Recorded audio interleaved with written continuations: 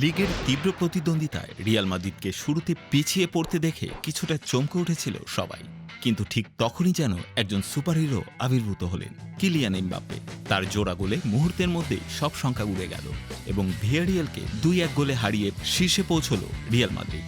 স্বাগতিক হিসেবে ভিয়ারিয়ালের শুরুটা ছিল আক্রমণাত্মক।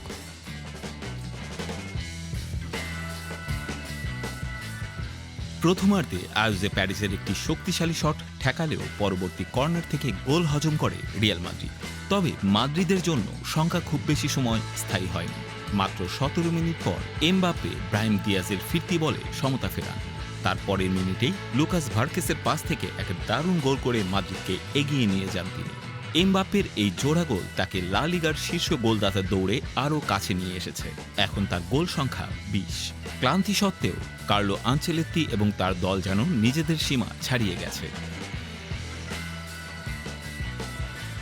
72 ঘন্টা আগে তারা চ্যাম্পিয়ন্স লিগে আতলেটিকো মাদ্রিদের বিপক্ষে ট্রাইব্রেকারে জয় পেয়েছিল, আর সেই ম্যাচের ধকল কাটিয়ে ফেরা মাত্রই মাদ্রিদ মাঠে নেমেছিল।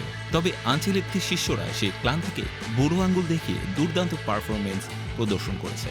কোচ আনচেলত্তি আগের ম্যাচে ধকল মাথায় রেখে ভিনিসিয়াস জুনিয়রকে বেঞ্চে রেখেছিলেন, কিন্তু এমবাপ্পে এবং তার সতীর্থরা মাঠে এসে প্রমাণ করেছেন যে ক্লান্তি কোনো বাধাই নয়।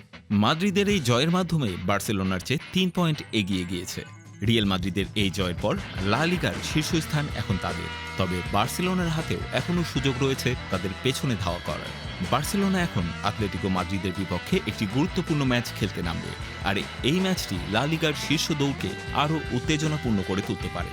বার্সেলোনা যদি 2 ম্যাচ জেতে তবে তারা শীর্ষে চলে আসবে, কিন্তু এমবাপ্পে ও আনচেলত্তির দল যদি এমন পারফরমেন্স চালিয়ে যেতে পারে তবে শিরোপার এই যুদ্ধ আরও আকর্ষণীয় হতে বাধ্য।